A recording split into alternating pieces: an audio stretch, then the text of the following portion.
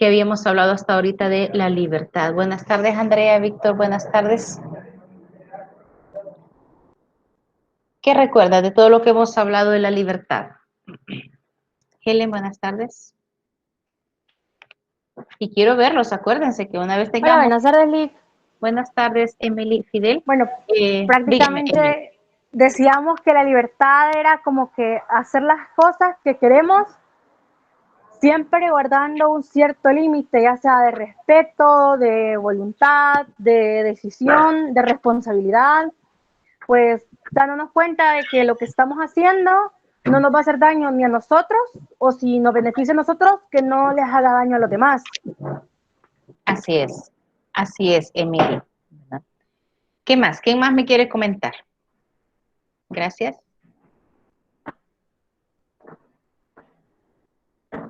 Veamos, Natanael. ¿Qué recuerda de todo lo que hemos hablado?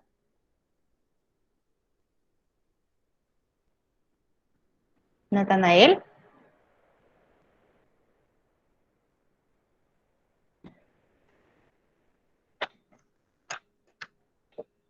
¿Qué pasó, Natanael? ¿Seguimos entrando a la clase y nos vamos a dormir o qué pasó? No está. Vamos a ver si encontramos a otro fantasma por aquí. Veamos Carlos Alfredo, creo que es.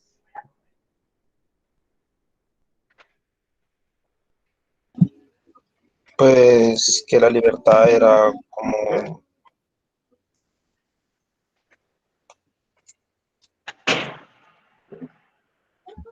¿me escucha? Sí, ahorita sí lo escucho bien. Era como los actos que hacían la persona sin pensar en los demás. Es como ser libre, hacer lo que yo quiero, pues. Ah, bueno, No me importaba la opinión de los demás. exacto. Algo de eso sí es la libertad, pero digamos una libertad un poquito desordenada, diría yo, porque no es lo correcto que tendríamos que hacer. ¿Alguien más me levantó la mano? ¿Escuchamos? Sí, sí, yo tengo entendido, ¿verdad? Que la libertad es como la voluntad de querer. O sea, uno puede crear o uno puede opinar o hacer lo que se puede decir, lo que tiene, no sabría cómo decirlo, pero sí, o sea, como dicen mis compañeros, va, una libertad sin dañar a un tercero, a un segundo. Así es, exacto. Elena hace la referencia, al igual que me lo está haciendo en el chat Wilson, que la libertad lleva una responsabilidad también social, ¿verdad? Emily, ¿la escuchamos? Bueno, prácticamente se me vino una frase que es como, creo que varios la hemos escuchado, que es que dice que mi libertad no prive los derechos de otro, ni la libertad de otros prive mis derechos, porque uno dice, hay libertad de opinión, pero uno se tiene que dar cuenta de que las opiniones que uno da pueden dañar ya sea sentimentalmente al otro o físicamente. Más que todo, las opiniones dañan como que sentimentalmente, porque por ejemplo, si yo sé que soy gorda y alguien más me viene a decir que estoy gorda, obviamente me va a afectar porque uno sabe cómo lleva sus cosas. ¿Quién sabe que yo estoy tratando de rebajar o qué sé yo? Y va a venir alguien a decir, ay, está gorda, no te quiero, andate, no quiero que seas mi amiga. O sea, eso es a cierto punto. Yo sé que es libertad de opinión, pero también de saber medir con qué vamos a decir nuestras cosas. O si, Exacto. o si van a dañar, si uno considera que van a dañar, hasta cierto punto limitarse a decir esas cosas. Así es, tiene razón, Emily. Hay comentarios que realmente no se deben de hacer, ¿verdad? Escuchamos a Natalie, levantó la mano, y Daniel, buenas tardes. Que así como decían de eso de la libertad, que nosotros tenemos libre de expresión y eso, pero también a la vez hay que saber respetar la opinión de los demás para, como decía mi compañero, no dañar ya sea la forma de pensar o la integridad de la otra persona. Así es, así es. Tenemos que saber respetar. Tocamos la libertad constitutiva, me parece. ¿Verdad que sí? Tocamos la libertad constitutiva. Pero yo No, quiero ni que nos me quedamos participen en las primeras páginas, creo. en las primeras páginas. Es que la Sí. libertad constitutiva es la segunda página. Gracias. Daniel, necesito que participe también, no nos tenga pena. Exacto, lo que me menciona Andrea, que también menciona que la libertad es la responsable de la máxima grandeza del ser humano o de destruirnos. Y es justo allí donde nos quedamos, ¿verdad? Que podemos ser lo más grande o nos podemos aminorar, ¿verdad? Daniel me dice, de acuerdo, Daniel, no hay ningún problema, todos nos vamos a ir. Entonces, eso es lo que habíamos tocado de la libertad, de la libertad, ¿verdad? Es cierto, no habíamos entrado de lleno en la constitutiva, pero esa frase esa primera línea sí la leímos, que yo puedo ser responsable de mi mayor grandeza o de mi mayor desgracia. Todo depende de lo que yo decida, ¿verdad? Y entonces, la libertad le dice que tiene 4 planos. La constitutiva, después de la libertad de elección, la realización de la libertad y la libertad social, ¿verdad? De todo eso vamos a venir hablando. Pero entonces, ¿qué es esa libertad constitutiva? Se le llama también, se puede perder la libertad de movimiento, Edita tiene razón, pero cuando la hemos perdido en el sentido de que hemos cometido un delito, estaríamos sufriendo la pena responsable de lo que hemos hecho. Pero si esa libertad se nos es bloqueada, por ejemplo, por un secuestro, por una privación de libertad, entonces ahí sería una gran injusticia la que se está cometiendo con respecto a la libertad de alguien más. Y entonces esa libertad constitutiva es la interior. Hay parte del ser humano que nadie puede coaccionar. Yo les digo, por ejemplo, o ya ha pasado, no sé si con ustedes o con algunos amigos de ustedes. Imagínense un jovencito que él está enamorado o le gusta a una chica y esa chica no le parece a la familia. Entonces viene a lo mejor la mamá y le dice, te prohíbo que penses en tal chica. ¿Qué es lo que va a pasar con el joven? Más va a empecinarse en pensar en ella, ¿verdad? ¿Cómo los padres o quien le prohibió pensar en ella va a poder bloquear ese pensamiento? No va a poder. Y lo mismo podría pasar de una señorita si le prohíben la amistad o que le guste un caballero, por ejemplo. No lo puede, no puede. Entonces, la libertad constitutiva, por eso se le llama libertad interior, que yo puedo estar volando en mi mente en muchos lugares y nadie va a saber por dónde ando. Yo no sé si a usted algún día lo han encontrado perdido en sus pensamientos y nos sentimos hasta ahí volviendo para otro lado. Y a veces le hemos dicho, hey, ¿por dónde andas? ¿Hasta dónde anda tu mente? Porque con la mente nosotros podemos hacer muchas cosas. Y esa libertad nadie la puede suprimir, ni el cautiverio, ni nadie, ¿verdad? Nadie nos puede quebrantar nuestra libertad interior. Ahí sí somos totalmente libres. En mi mente yo puedo pensar en todo lo que yo quiera y como no le hago nada mal a nadie con mis pensamientos, si yo sueño que estoy en Marte, por ejemplo, en un día de campo, a nadie le voy a afectar. Pero la libertad le dice que generalmente cuando usted lo lea o si lo leyó, recordará que le dice, en cuanto a los jóvenes hay que pasar al segundo plano. No nos podemos quedar solo en el pensamiento, solo en el ideal, solo en la imaginación. Tenemos que pasar al segundo nivel que es la apertura, la manifestación, el desarrollo y el ejercicio de la libertad. No me voy a quedar solo que sin moverme, en que soy libre todo el día y en mi mente ando por todos lados. No, hay que ver la acción, porque el ser humano es perfectible. ¿Y cómo se perfecciona el ser humano? En la acción nada más. Me habla también que la libertad constitutiva también me inclina al futuro. Yo les podría preguntar, ¿en qué momento a alguno de ustedes o dos de ustedes que nos compartan, en qué momento se les ocurrió comenzar a estudiar la carrera que eligieron? ¿En qué momento se les cruzó por la mente? Bien, alguien me levantó la mano. Natalie. Fíjese que a mí me pasó el año pasado, que bueno, yo el año pasado no estaba estudiando porque no sabía qué agarrar y no quería tomar la decisión hacia la ligera, ¿verdad? Entonces, en eso yo me fui a trabajar con mi papá y mi papá es ingeniero, sí, no, ingeniero industrial, pero lo hacía de civil.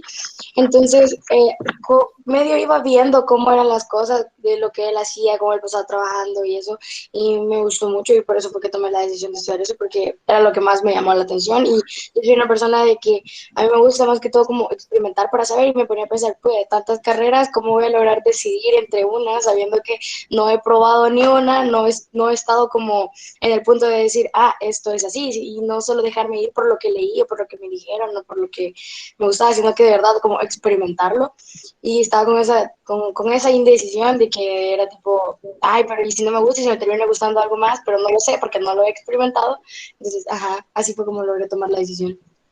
Muy bien, Natalie, gracias por la experiencia. ¿Alguien más? Yo comencé a agarrar o sea, tener interés por la carrera de ingeniería en sistemas informáticos, porque Ajá, en primera instancia cuando me fueron enseñando algo en la escuela. Uy, sí. perdón. Y como que de ahí ya me empecé a interesar porque en en una de las clases como que nos empezaron a enseñar programación y como que me Mm, interesó. Entonces dije, ah, bueno, entonces como veo que me está interesando, ¿por qué no ver un poco más sobre el tema? Y cabal, ya para bachillerato también entramos así como en ese tema, ¿va? Pero en vez de programar un simple jueguito que utilizábamos un programa llamado Scratch. ajá, Entonces, como que pasamos a diseñar así aplicaciones. así es. Ujú. Entonces me empezó a interesar un poco más. Después vimos también diseño web. Y ahí donde ya dije, ah, no, me interesa, quiero agarrar esto. Muy bien, gracias. Eso que ustedes me acaban de decir en el caso de Natalie, en el caso de Anel, y puede ser el caso de muchos de ustedes. Ustedes me hablaron de lo que es la síntesis pasiva. ¿Qué tiene que ver con la síntesis pasiva? Son cosas que nosotros tenemos en nuestro interior, que entonces son los que nos van a impulsar a poner en nuestra mente algún proyecto que queremos realizar. ¿Qué le menciona de síntesis pasiva? Elementos genéticos. Helen dice que le gustó su carrera de arquitectura porque le gusta el diseño de planos, lo de la construcción y todo lo que tenga que ver con lo del arquitecto, y por eso fue que se decidió. Y entonces, ¿dónde? Me está llegando el hora quemado, pero no es mi casa, no he empezado a cocinar. Entonces, ¿dónde es de dónde salió eso? Son proyectos o procesos educacionales. Eso es síntesis pasiva. Ya sea que en el colegio se lo hayan enseñado o porque usted ha visto programas o ha visto personas que le gustan. Y entonces el ser humano viene desde un nacimiento orientado a, pero no es que se le oriente a que usted tiene que hacer eso, ¿verdad? Tiene conocimientos, tiene afectivos o elementos genéticos, ¿verdad? A lo mejor algún familiar ya es arquitecto, por ejemplo, o fue constructor en su momento, entonces algo en los genes puede venir eso. Entonces todo eso es mi síntesis pasiva. Emily, la escuchamos. O sea, Ali, que la síntesis pasiva es como la influencia que tenemos de alguien sobre nosotros. Exacto, la influencia que tenemos de alguien sobre nosotros, ya sea por genética, ya sea por enseñanza en el hogar o educacionales, ¿verdad? Son todo aquello que nos ha llegado a nosotros y de algún momento, bueno, nos ponemos a pensar, bueno, ¿y qué voy a hacer? Una de las formas, a lo mejor, para decidirse rápido, y ustedes pueden darle este consejo a jóvenes ya de bachillerato, que si les llama la atención algo, que piden ayuda de que los comuniquen con algún profesional de esa carrera que han elegido para que hablen con esa persona y les puedan explicar qué es lo bueno de la carrera, qué es lo malo de la carrera, ¿verdad? Para poder tomar la decisión correcta. Yo es algo que lo hice con mis hijos, ¿verdad? En alguna medida con una de ellas yo lo hice como para que la desilusionaran porque una de ellas quería estudiar enfermería. le llevé con mi prima, que ella pues la considero que es una excelente, ella es jubilada, y le dije, decímele todo lo malo de la carrera, porque como yo no quería que estudiara eso, ¿no? Entonces, y le dije, decirle lo bueno, pero también decirle lo malo. Cuando terminó la plática, me dijo, conformate porque te tenés que resignar porque va más convencida de la carrera que va a estudiar. Y efectivamente, pues está ya en los 6 meses de social de la licenciatura. Entonces digo yo, ni modo. Pero me gustó eso, lo que se me ingenió de llevarlos a hablar con el profesional adecuado para que los orientara en todas las cosas buenas. Y así ya no están tan al tin marín de lo que voy a hablar, ¿verdad? Sofía me había levantado la mano. Sí, en mi caso, yo estoy estudiando ingeniería civil. Yo empecé con eso de que me gustaba desde sexto grado, porque yo veía a mis primos y todo, ellos son arquitectos, pero Ajá, yo lo veía que hacían maquetas, en lo que ellos trabajaban, ¿no? Entonces a mí siempre ajá, me interesó. Pero exacto. ya después, como en tercer ciclo, ya me metí más a fondo y estuve estudiando, viendo todo lo que llevaba la ingeniería civil, la arquitectura y todo eso, ¿no? Para Ujú, ver qué era lo que más me llamaba la atención. Y ajá, hubo un momento en el que yo le dije a mi mamá, mamá, yo quiero estudiar ingeniería civil, porque yo la veía más completa y no sé, me gustó más. sí, ujú, Y mi mamá, pues, ella siempre ha aceptado lo que yo he querido hacer. Y ahora que mi mamá está trabajando en el MOB, este, como ahí llegan las cartas y todo eso para aceptar si pueden hacer las construcciones o no. así Entonces es. ahí hay varios ingenieros civiles. Y mi mamá el Ujú, año pasado me llevó y ahí estuve platicando con ellos, me mostraron los planos, lo que ellos hacían en la carrera y todo eso. Y mi mamá pensó que yo me iba a asustar porque sí se escucha algo complicado, ¿no? Pero ajá, no, o sea, me interesó más todavía y todo. Así que esa fue mi experiencia. ajá, Y hasta el entonces momento yo estoy decidida. exacto, son muy buenas experiencias porque nadie nos va a hablar mejor de una carrera que el profesional que ejerce la carrera. ¿Sí? Yo con mi hijo mayor, cuando él dijo, quiero estudiar agronomía, bueno, le dije yo, perfecto, pero mi esposo no quería. Y le decían, no, eso no vas a estudiar. Él tenía la mentalidad que le iba a dar quizás, me imagino yo, con un palito abriendo hoyos y con el pie metiendo la semillita. Y le decía yo, no tenés idea cómo han avanzado las carreras ahora. Y me recuerdo de que llegó a un punto de coaccionarlo, de que un momento me dijo, mira, voy a estudiar Derecho. Y le dije yo, no, usted no va a estudiar Derecho porque no te gusta Derecho. Vas a estudiar A mí me Agronomía, pasó igual. así, aunque tu papá patalee y se corte el pelo, no importa, vas a estudiar Agronomía. Y de hecho es en lo que el muchacho ha sobresalido, ¿verdad? Melissa, cuéntenos. Es que yo todo mi bachillerato dije que iba a estudiar Derecho. Ajá. Pero mi papá su trabajo está desarrollado en el lado del derecho y todo eso. Entonces él Ujú, me decía de que no, porque hoy en día como que la carrera está muy subestimada y que para encontrar como trabajo y así yo le decía, no, pero es que es lo que me gusta, no es el trabajo. Bueno, el punto es ujú, que como que de tanto escuchar a otros familiares que me decían, no, esa carrera no, como que me llevaron donde un amigo de la familia que es agrónomo y ya viendo todas las cosas, todo un día pasé ahí con él enseñándome todo lo que hacían, sus cosas que tenía ahí, todo, absolutamente todo, tenía su finca y me terminé más enamorando de agronomía y lo otro hasta ni siquiera recordaba ya que era mi primera opción. así es, así es. Y es que lo bueno es conocer. ¿Por qué? Porque no hay, Emily me dice que ella se inclinó por ingeniería agronómica, ¿verdad? Eh, porque tenía un modelo que es su papá para poderlo trabajar, ¿verdad? En mi caso, yo hubiese querido que alguno de mis hijos estudiara licenciatura en química, porque es lo mío, pues, hay que estudie eso, pero no, aunque mi esposo al principio no aceptaba que el mayor fuera agrónomo, ahora que ve cómo triunfó, ¿verdad? Becado y logró sacar 2 maestrías fuera del país, hoy es encargado de la investigación sobre la siembra de caña a nivel nacional. Entonces, ¿cómo está posicionado? Entonces ahora dice, ¿qué error hubiese sido si yo hubiese seguido oponiéndome al futuro que cada uno? Lo que queremos ver que la libertad nos tiene que llevar a elegir el futuro por nosotros, no porque debe ser impuesto. Alison, le doy la palabra. Bueno, en mi caso, yo en séptimo grado, quería ser forense. Ujú. Y pues la verdad mi mamá no quería, nadie quería. Y pues yo solo decía porque admiraba a una persona. Entonces yo decía, Ajá. yo quiero ser forense igual que esa persona y así, ¿verdad? Y el primer caso que yo propia, cuando murió mi tía, yo la vi así, Ujú. porque la encontramos así muerta en el cuarto y así, ¿verdad?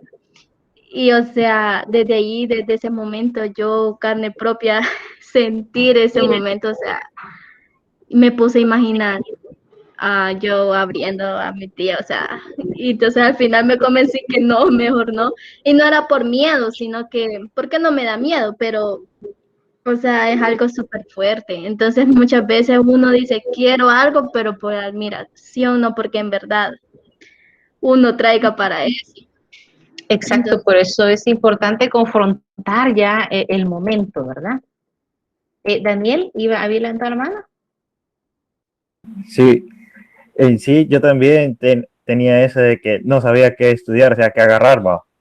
Ajá, Cuando estaba en el bachillerato, no, incluso desde antes del bachillerato tenía tres opciones, que era ingeniería eléctrica, ingeniería informática y también idiomas, va. ajá, Pero de esos tres, estaba tirándome más por idiomas o por ingeniería en informática. ajá. Y en bachillerato teníamos un profesor, va, que era de informática Ujú. y era como que nuestro guía del salón, va. Ajá, Entonces, lo que me dijo, va, te voy a hacer una tabla y de estas tres te voy a poner lo que sirve, o sea, lo que te va a ayudar cada área y lo que tiene dificultad, va. sí, Entonces ahí me fue poniendo,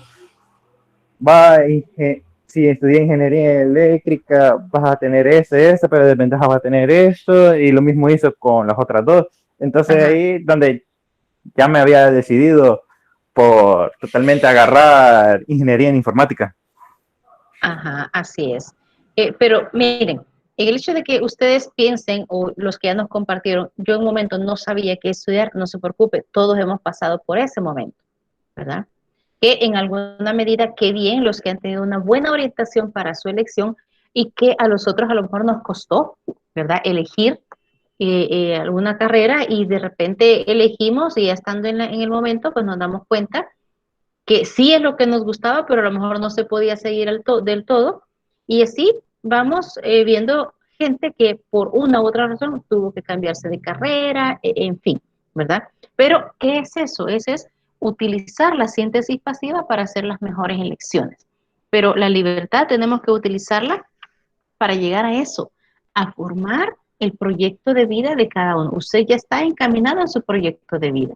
Está en las decisiones y la voluntad, muy importante, como me decían al inicio, que usted pueda coronar satisfactoriamente lo que se ha propuesto. La libertad de arbitrio es específicamente cuando hablamos de libertad de arbitrio es solo elegir. Elijo esto o lo otro. Como cuando usted llega a un restaurante y le dice, ¿qué va a tomar? ¿Va a tomar soda o va a tomar té? Y entonces usted dice, yo quiero té, por ejemplo. Emily me dice, yo tenía dos opciones que fue tan difícil elegir una porque las dos eran las que más le gustaban. Pero no, no le entendí lo último. Que por mí si se pudiera estuviera estudiando las dos. Claro que las puede estudiar después, pero habría que ver si queda con ganas de seguir estudiando después de terminar su carrera, le soy sincera. Sí. ¿Verdad? Luis me dice, estoy fuera de casa y su teléfono casi, bueno, Luis, esperemos que le dure lo más posible. Y Salvador ya me habían explicado de sus problemas de conexión, no se preocupe. Y entonces, la libertad de arbitrio es la que me permite elegir o no elegir, pero qué dificultad se me puede presentar. que las elecciones no sean las más convenientes. Aquí no se lo enfoca tanto en la situación de vida, en el proyecto de vida, sino que le contrapone el consumo y el consumismo. El consumo es cuando nosotros compramos lo necesario, lo que me va a servir para sobrevivir. Y el consumismo es cuando yo compro en exageración. Usted podrá comprarse un gusto y eso es perfecto, pero el problema es que compremos cosas que nos sirven. Voy a comprar esto solo porque está en rebaja, dice alguna gente. ¿Y lo necesitas? No, algún día tal vez lo voy a necesitar. Y así comienza mucha gente a meterse en el sentido de caer en el consumismo y no quedarse en el consumo. Daniel, lo escucho.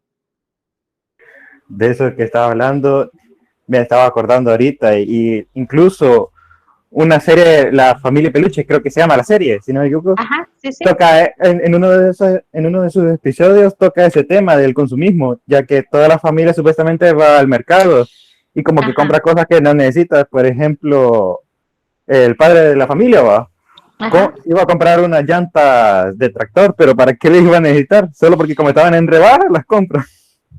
Sí, y eso lo hace mucha gente. Y de la hija tienen que, o sea, la hija ya no puede comprar todo lo que necesita, los cuadernos y todo eso, solo para darle el dinero a los padres para que logren pagar todo lo que llevaban, que no les servía para nada. Exacto, como chiste deja una moraleja, ¿verdad? Edita dice que bueno que se decidió de 9º grado, entonces ya su bachillerato lo orientó de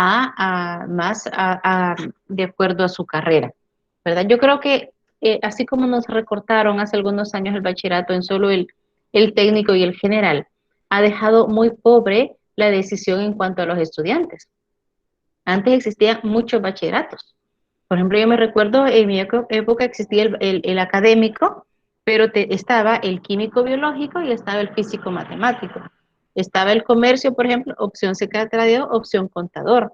Estaba los humanísticos, estaba incluso el salud, habría bachillerato en pesca y varias opciones. Y entonces podían orientarnos más a una mejor elección, ¿verdad? Sí, espérame que ya no alcancé a leer lo que me escribió Alison. Es cuando estudiamos en educación básica o bachillerato, uno siempre dice que le gusta una profesión, pero cuando uno ya está cerca de la universidad ya no hay a qué agarrar, porque yo tenía tres profesiones que al final ninguna de esas agarré, pero a mitad de 2º año de bachillerato me comenzó a gustar agronomía porque primos y amigos ya son profesionales de esa carrera y me comenzaron a hablar de eso, de los cultivos y todo, y hasta me llevaron a cultivos, y eso, bueno, es lo que la convenció. Wilson me dice, a mí me llamó la carrera de ingeniería agronómica de pequeño porque admiraba a mi padre lo que hacía, porque él fue agricultor, y él me demostró muchas cosas, y de ahí comencé a trabajar en jardinería y diseñar huertos en la escuela, y así fui aprendiendo. Qué bueno los que han tenido ese modelaje, ¿verdad? Porque han visto cómo se trabaja y cómo la gente pues les ha dado enseñanzas sin habérselos pedido para poder orientar. Pero entonces esa es la libertad que ustedes han tenido. En cuanto al consumo, el consumismo, como decía Daniel, ya sea que lo hayamos aprendido en cosa de chiste o no, a veces podemos incluso caer en eso.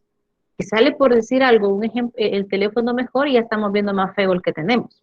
Más lento vemos el que tenemos. Y ahí es que la llamada de atención, bueno, en cuanto a mi voluntad, ¿estaré eligiendo bien o estaré eligiendo mal?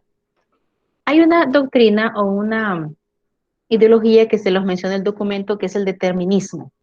El determinismo tajantemente dice el ser humano no es libre. ¿Por qué? Porque dice el determinismo, siempre hay cosas que obligan al hombre a hacer lo que no mucho quiere y lo termina haciendo.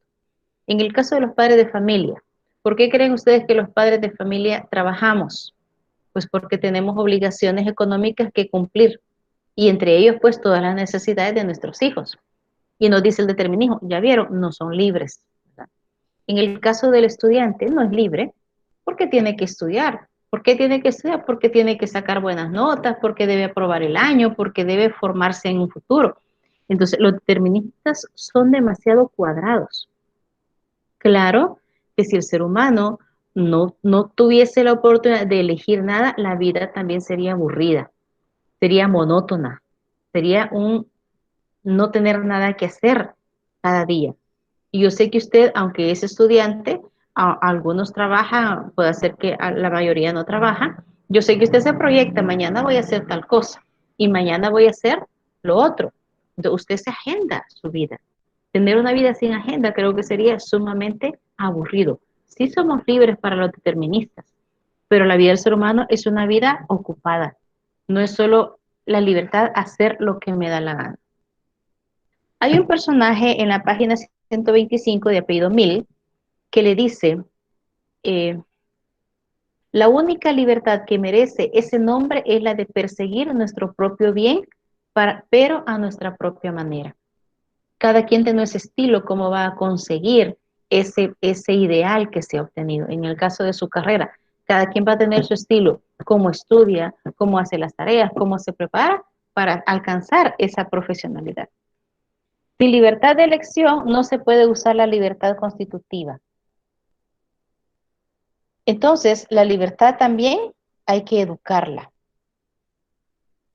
para nosotros poder ser personas y ejercer lo que tenemos que hacer. Vamos a tener muchos fines para poder alcanzar nuestras metas y usted va a elegir los medios mediante los cuales usted se va a formar. La libertad reducida a espontaneidad no es otra cosa que la consagración teórica al egoísmo. ¿Han visto ustedes, por ejemplo, o en programas, o no sé si en la vida real, niños caprichosos? Venga a comer.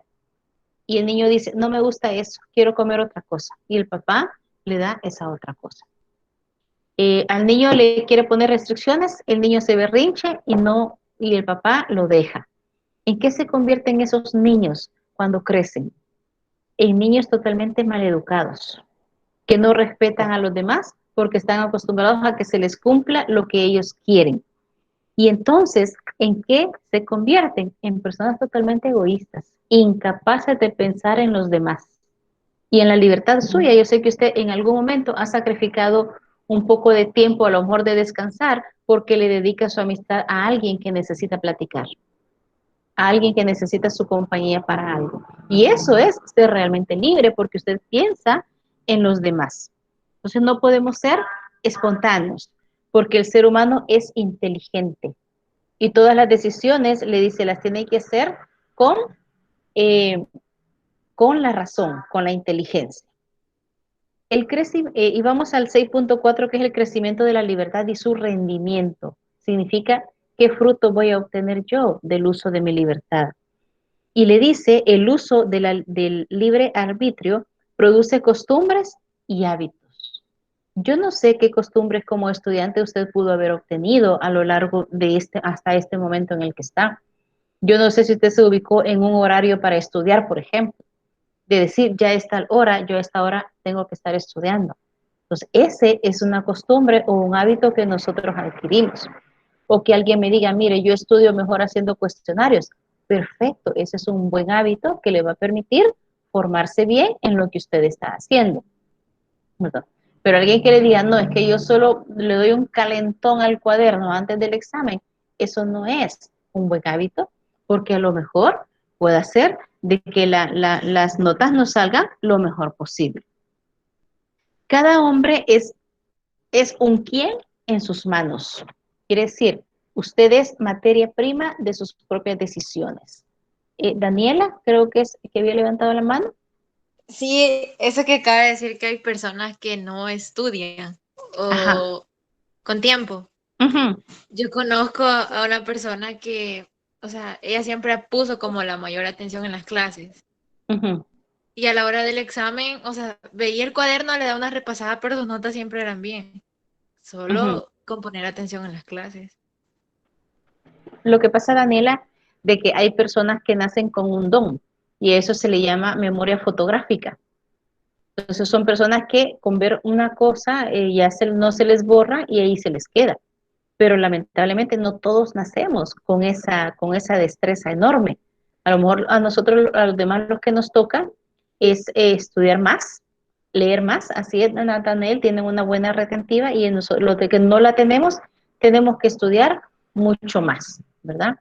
Emily, ¿le escuchamos? Bueno, con eso de que dicen que las personas que no estudian, por lo menos yo, digamos, tengo un examen, es mentira que me voy a poner a leer 2, 3 días antes para que se me quede y aprender, ¿verdad?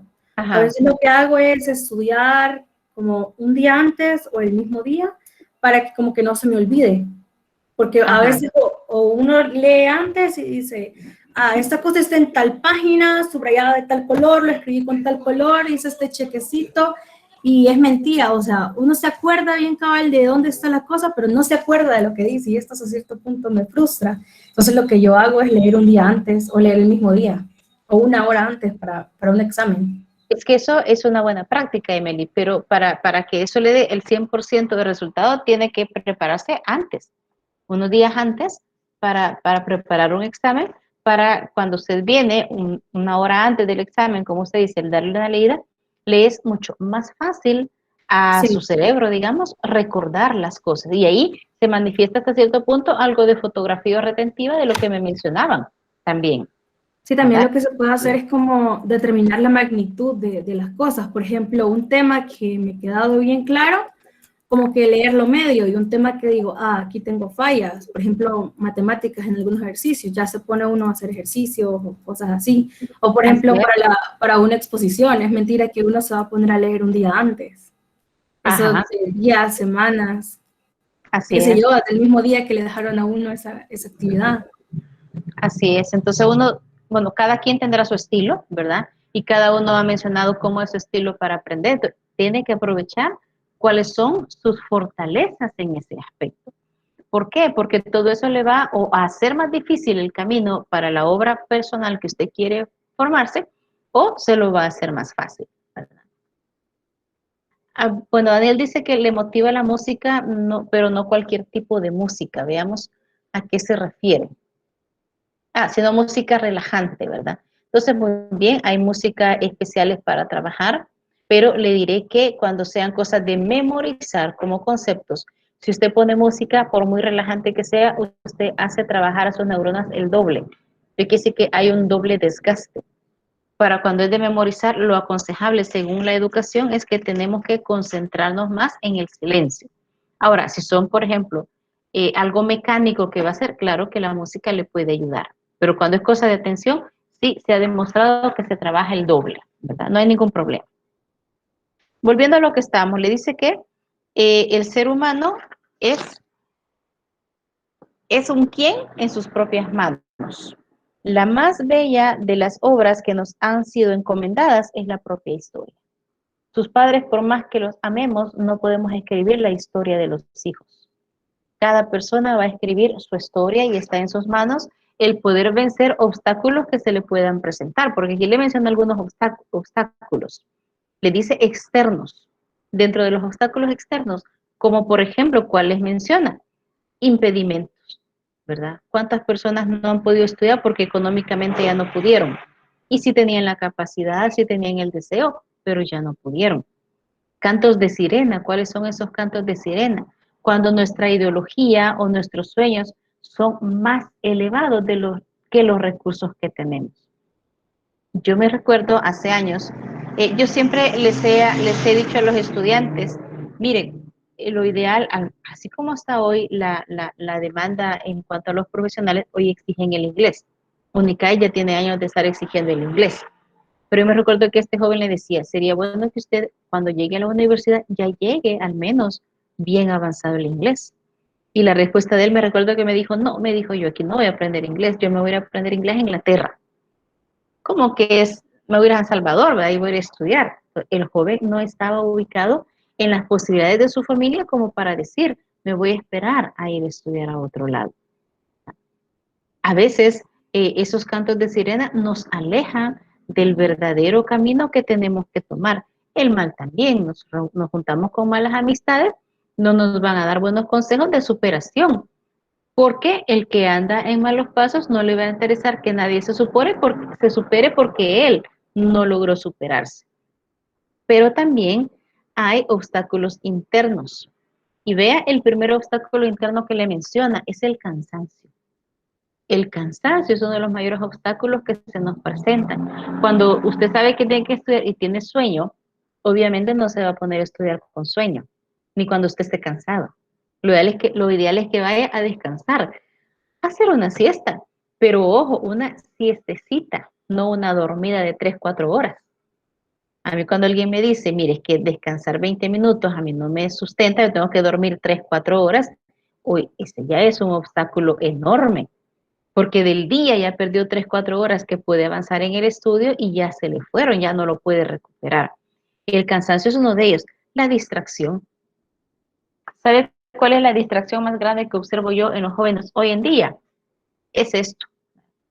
Si se ponen a estudiar y tienen esto a la par, esto, aquí se van horas y los jóvenes, las personas en general, no solo los jóvenes, no sienten el tiempo que invierten en el celular. Y así les digo yo, se convierten en serenos que llegan a altas horas de la noche en el teléfono y no sienten porque están bien entretenidos. Esa es una distracción. Como por ejemplo, dice Emily, una persona es envidiosa, lo que menos quiere es que los demás les vaya bien o mejor que a esa persona. Claro, quien no se ha superado no quiere que nadie más se supere, ¿verdad? Cuando es envidiosa. Porque usted va a tener, por ejemplo, gente que lo aprecia, que no ha podido superarse por X motivo y está incentivándolo a que usted sí se supere. Me habla bien de la debida voluntad. Recuerden que decíamos, el ser humano es Aragán por excelencia. Y yo no quiero pensar que ustedes que están estudiando aquí están estudiando por no trabajar, huyendo de algo. Yo no creo que su papá les haya dicho, bueno, jovencito, jovencita ya terminó su bachillerato, ¿qué va a estudiar? O estudia o trabaja. Ah, no, mejor me voy a estudiar para no ir a trabajar. No, esa yo sé que no es la elección suya, su elección fue totalmente diferente. Y entonces, ¿qué necesita el ser humano para poder alcanzar más fácil sus proyectos? Desarrollar virtudes. Y le menciono algunas virtudes, la fortaleza. ¿Por qué? Porque en su carrera o en la consecución de cualquier fin que a usted se le ocurra, va a necesitar que es de esfuerzo, de sacrificio, porque no todo es fácil en la vida. ¿Qué otra virtud? La templanza. La virtud de la templanza es aquella que me hace a mí detenerme de hacer lo malo, ¿verdad? Es como cuando mucha gente se pone a dieta y ese día que ha iniciado la dieta le regalan sorbete, le regalan pastel y la persona dice, miren, pues hoy que me he puesto a dieta me están regalando todo eso. Véngase adentro y se come el sorbete y se come el pastel. Esa persona no tiene templanza.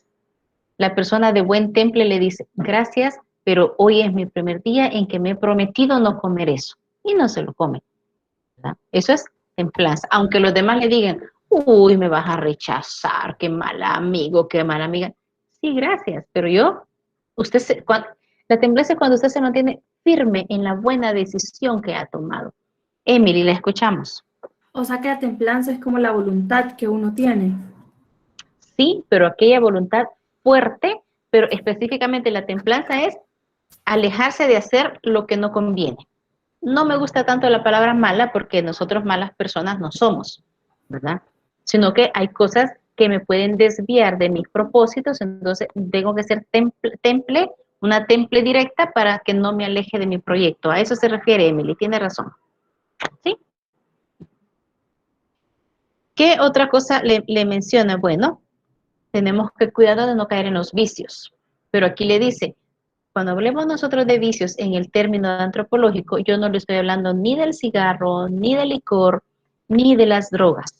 Cuando hablamos de vicios son aquellos malos hábitos que impiden que nosotros sigamos con lo nuestro, ¿verdad? ¿Qué mal hábito generalmente tiene hoy la mayoría de la gente? Obviamente no ustedes. Mentir. Mentir por todo y por nada, ¿verdad? ¿A dónde estás? Ah, no, aquí estoy en tal parte. Y no están en esa tal parte, ¿verdad? Y entonces mienten y eso aleja de un buen accionar que nosotros tenemos que hacer. Entonces, el propio hombre es el responsable de lograr que su libertad se desarrolle de la mejor manera para poder elegir su mejor proyecto de vida. Si no hay un hacia dónde, una meta, la libertad se hace irrelevante. ¿Ha conocido usted al menos a más de alguna persona que no estudia, no trabaja y todo el día su afán es levantarse para ir a pasar todo el día en el parque sentado, por ejemplo, o sentado a la puerta de su casa. Usted se va a hacer lo que tiene que hacer, regresa y esa persona está siempre sentado ahí sin hacer nada. ¿Cómo utiliza su libertad? Ni siquiera la usa. No sirve. Es una vida inútil, desgastada. Que en algún momento, un par de días, nos podrá dar algo de envidia, ¿verdad? Porque nosotros andamos en el trajín del día a día. Quisiéramos un día en no poder hacer nada. Entonces, ay, qué dichoso fulano, ¿verdad? Pero ya pasar toda su vida sin hacer nada todos los días, entonces eso no es ejercer bien nuestra libertad. La libertad se mide por aquello respecto de lo cual la empleamos. Si yo mi libertad la empleo para pasar en el parque sentada todo el día, no soy libre, no estoy haciendo bien mi libertad. Pero si usted la utiliza porque va a estudiar, porque va a trabajar o porque ese día decidió ayudar en su casa, por ejemplo, ¿verdad? Que vas a acudir, que va a hacer una cosa, pero no porque le pregunten, ¿y qué querés? Ya que te levantaste a limpiar ventanas, ¿qué querés? ¿Algún permiso querés? No, no es eso, sino que usted está ejerciendo su libertad de ese día de querer colaborar en el hogar, no porque busque algo. Natanael me dice, me ha pasado, pero llega un punto en el que extraño el trabajo y pasar ocupado. No puedo pasar mucho tiempo sin hacer nada, se aburre. Tiene toda la razón a él, Natanael, porque si usted ya probó el trabajo, ya vio de que es capaz de mucha actividad de un lado para otro. Y entonces eso le hace falta a usted, ¿verdad? Eso es bien interesante. Daniel dice, mi madre es algo contradictoria a sí misma, pues cuando trabaja dice que quiere descansar, pero si descansa quiere trabajar porque no tiene mucho que hacer. Tiene razón su mamá. Pero es eso, Daniel, porque ya cuando la persona está en un régimen de vida agitado por el trabajo, por el hogar, no puede estar sin qué hacer. Tiene que estar haciendo algo. Y generalmente las mamás, una mamá, la mayoría trabajadora, son muy criticadas por eso. Bueno, entonces ponete en claro, ¿es descanso? ¿Vas a descansar o qué? No, las mamás descansan un ratito, pero difícilmente se ponen a una siesta de 4 o 5 horas en la tarde, por ejemplo. No pueden, ¿verdad? Y eso le pasa a las personas que han probado el trabajar, ¿verdad? A la virtud de aspirar a lo verdaderamente importante, los clásicos lo llaman magnanimidad. Usted quiere alcanzar la magnanimidad, usted va a poner todos los recursos para graduarse con las mejores notas. No será aquel estudiante que solo va a ir pasando el examen y ya pasé, y menos en unidades con 6. Con 6 no le sirve, porque cuando usted egrese y si su cum es 6, usted no se gradúa, tiene que ser 7. Y entonces, ¿qué hacen? Lo mandan a recuperar cum, lo mandan a estudiar 3 o 4 materias de las que pasó con menor nota, quiere decir las que menos le gustaron, y las tiene que pasar arriba de 8.50 para poder nivelar y poder egresar y poder graduarse. Entonces, no podemos ser así un poco lentos en lo que hacemos, ¿verdad? Todo ser humano merece aspirar a cosas grandes, aunque su consecución sea difícil. Es que nada que valga la pena es fácil. Ustedes han escuchado un dicho o un refrán, no sé qué será, lo que no cuesta lo que no cuesta se hace fiesta, ¿verdad? Y es cierto. Alguien que le cuesta, que trabaja, por ejemplo, que le cuesta ya ganar su dinero, ya no lo gasta tan alocadamente. A alguien que solo estira la mano y le da, ese lo gasta con más facilidad, ¿verdad? Entonces, eso es lo que valga la pena. Las tareas que valen la pena y nos cuestan es lo que vamos a valorar más en la vida, ¿verdad? Es como cuando a veces yo estoy calificando y en épocas de exámenes, la semana de exámenes quizás es la más cansada para todos los docentes, ¿verdad? Terminamos desvelados, con dolor de espalda, estar sentados calificando. Y en más de alguna ocasión a mí me han dicho, ¿por qué te afanas tanto? Ponerle 10 a todos. Y les digo yo, si les pongo 10, no va a servir como profesional. Porque tiene que costarle un poquito, que ese punto que se le pone es porque se lo ha ganado de su esfuerzo. Si usted supiera que yo le voy a poner 10 en todos los exámenes, ¿se pondría a estudiar? Si yo tomo, lo voy a poner 10. No, no estudiaría. Entonces quiere decir que no aprendería, no tendría experiencia de vida que le va a servir para seguir adelante. Y entonces el ser humano debe proponerse esos ideales, ideales que cuestan. Yo sé que usted va empezando su carrera, pero a lo largo de ella sé que se va a topar con materias, unas que son más difíciles que otras. O se va a topar con docentes, unos que somos más accesibles y otros que somos más difíciles. Esos son los obstáculos mediante los cuales usted se va a topar. Y no va a flaquear al primer obstáculo.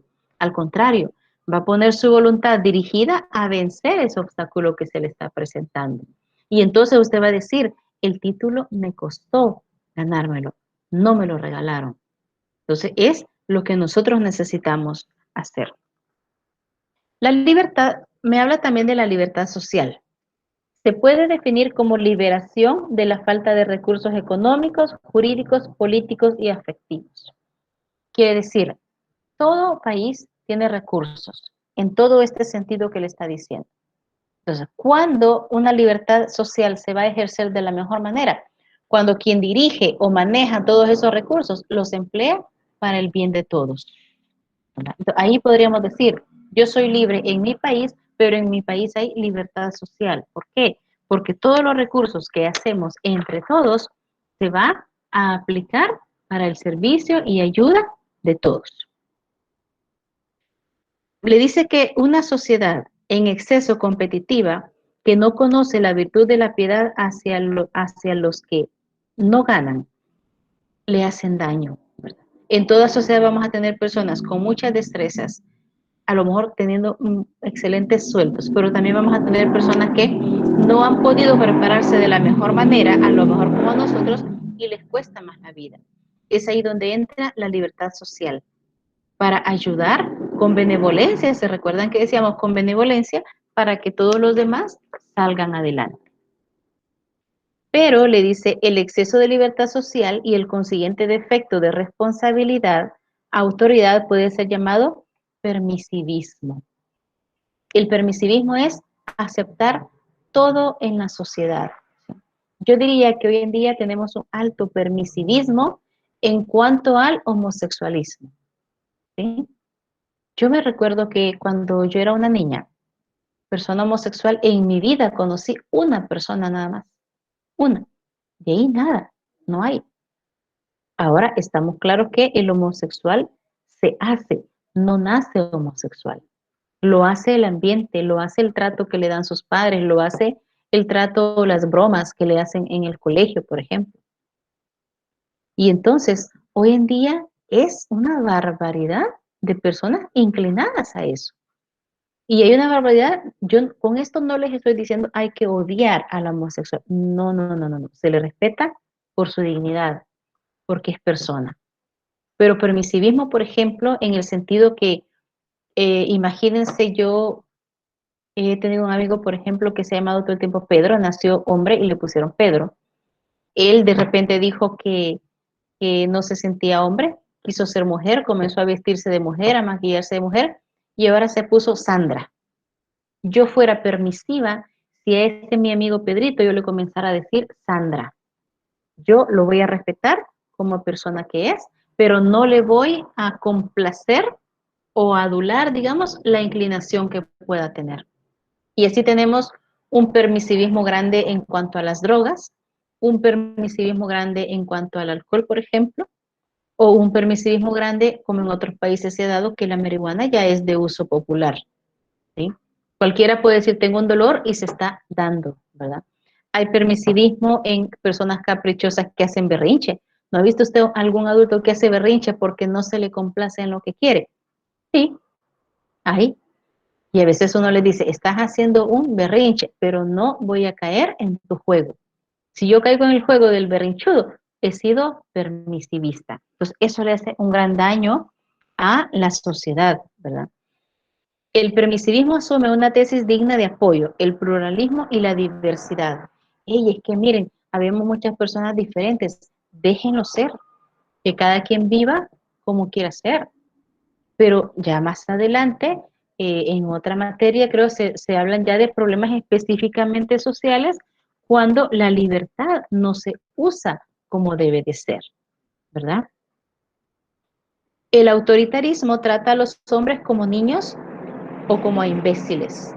¿Qué es el autoritarismo? Cuando el que nos manda, por ejemplo, o el de autoridad sobre nosotros, nos ordena hasta en qué momento vamos a ir al baño, en qué momento vamos a comer. Cuando ustedes eran niños, a lo más seguro que su papá les decía, vaya, venga, siéntese aquí, vaya a bañarse, hoy va a comer, come así. Ahí estábamos, podemos decir que ante un autoritarismo, pero porque estábamos en formación. Yo creo que si ahorita les dijeran a ustedes, mira, te vas a ir a dormir ya a las 7 de la noche, todos los días, ¿cómo se sentiría usted? Se sentiría maltratado. Diría que es una gran injusticia porque usted ya no está en edad para que lo traten así y está en toda la razón del mundo, porque ya no es un niño. Entonces, los países autoritarios privan de libertad a mucha gente, ¿verdad? Cuba, por ejemplo, Cuba no tienen derecho de salir de su país todas las veces que les da la gana. Tienen que cumplir ciertos requisitos y uno de ellos es primero trabajar para su país 30 años. Después de los 30 años ya pueden optar por un pasaporte y poder viajar a donde quieran. Antes de eso no pueden optar por un pasaporte. Y entonces el autoritarismo afecta mucho a las personas. Bien, no sé si hay comentarios hasta ahorita. ¿Estamos bien? Y Sí, entonces, estamos bien. Y entonces, el fundamentalismo suele apoyarse en una doctrina moral muy estricta. Quiere decir, el autoritarismo es negativo en exceso, ¿verdad? Es cierto que necesitamos que alguien nos dé órdenes, pero no órdenes para todo. Pero también hay otra situación que se puede dar, es el fundamentalismo. Apoyarse en un 100% en la doctrina moral muy estricta. ¿En algún momento usted ha hablado con alguien y le menciona un error moral? Cualquier error moral, por ejemplo. Y usted dice, es que aquella persona es sumamente cuadrada. ¿No le ha pasado eso? Por ejemplo, que le digan, no, es que una abuelita decía la vez pasada, mi nieta salió embarazada, no se quiso casar, se fue a vivir con el muchacho y están ahí pues sacando adelante a su hijita. Entonces están viviendo en pecado, es que son unos grandes pecadores. Entonces ese es ser demasiado fundamentalista. ¿Por qué? Porque quien decide cómo va a llevar su vida, Daniel tiene razón, las abuelitas, la mayoría son así. Quien decide cómo va a llevar su vida es la persona. Y ojo, con esto no estoy diciendo que está bien que esta nieta viva de esa manera, porque moralmente ya sabemos cómo tenemos que vivir. A lo que me refiero es que nosotros no podemos convertirnos en jueces de los demás. Como no está haciendo las cosas como debe ser, malo. Como no está haciendo lo que tiene que ser, lejos de la sociedad y odiémoslo y saquémoslo de la sociedad. No podemos caer en el fundamentalismo, porque acuérdese que todos somos libres y cada quien va a decidir cómo va a vivir, cómo va a alcanzar su proyecto de vida, cómo quiere ser, ¿verdad? Si estoy en un lugar donde me dan órdenes, como por ejemplo en mi trabajo, ¿verdad? Me dicen a mí, mire, usted, por decir algo, necesito que me inscriba a este alumno en su materia, yo no le voy a decir, no, estoy trabajando y si son los de autoridad, obviamente yo voy a tomar en cuenta lo que me están diciendo. Quiero leer me dice Daniela Alejandra, mi abuela es peor, quiere decir que es muy fundamentalista su abuela. Emily escribe, yo conocí a alguien que es ateo y decía que Dios no existe y que todos los que creíamos en él éramos estúpidos por creer. ¿Correcto, Emily? Entonces estamos frente a un fundamentalista, pero creo que con ustedes hemos quedado claros que el ateo no existe, porque el ateo niega la existencia de Dios y el ser humano solo va a negar la existencia de aquello que cree, ¿verdad? Es decir, que el ateo cree que existe Dios, por eso niega su existencia. A mí me pasó algo con un ateo, Lick. Dígame, Melissa. Bueno, él decía que era ateo, de que él no creía y toda esa cosa. Pero, bueno, íbamos en el carro, íbamos a chocar y empezó, Dios mío, y yo, y que no crees en Dios, le digo yo, porque, o sea, aunque digan que no creen, siempre van a como recurrir a él, o sea, por medio de palabras y todo. Así aunque es. ellos se hagan los duros en ese sentido. Exacto, Melissa. Eso es lo que usted me está contando. Creo que es una experiencia que le ha pasado a muchos que se llaman ateos, ¿verdad? Hay un momento en que se ven en peligro que siempre recurren a Dios. ¿Por qué? Porque por naturaleza nosotros tenemos que regresar a Dios. Que elegimos vivir de una manera es cierto, pero en el fondo Dios siempre está metido en nuestra mente y en nuestro corazón. Emily, le escuchamos. Bueno, esa persona que era atea decía que éramos así por el simple hecho de creer en alguien que nos hacía el bien y nos hacía el mal hasta cierto punto, porque como que creo que él interpretaba que Dios jugaba con nosotros, porque así como nos daba cosas y nos daba hasta cierto punto bendiciones, así nos quitaba y nos castigaba. Entonces decía que éramos estúpidos por el simple hecho de creer en él, porque nos quitaba, a pesar Así de que es. nos daba. Tiene razón, y esa es mentalidad de mucha gente, generalmente joven, alrededor de los 25 o 30 años, muchos andan pensando así, ¿verdad? Me dice Helen, yo conozco un señor que dice que Dios no existe, pero si alguien le pregunta qué tal está, dice, gracias a Dios, bien, se dan cuenta, Dios siempre está ahí. Y Daniel dice, ya, yo tengo un amigo que según él es ateo, pero yo le dije, después no andé suplicándole por ayuda al que negas. Tienen toda la razón, pero ¿saben qué? Aunque se lo prohibamos, siempre van a recurrir a Dios, porque por naturaleza nosotros venimos de Dios y vamos a regresar a Dios. Allá cada quien como quiera vivir su relación con Él, ¿verdad? A veces se sienten tan chévere que tienen todo y no les hace falta nada y dejan a Dios de un lado, pero tarde o temprano recurren a Él, ¿verdad? Bien, si no hay comentarios, pues yo los iría terminando la clase, ya tenemos una hora de estar por acá platicando. Les agradezco pues el haber estado siempre puntual, el estar ahí leyendo y la participación.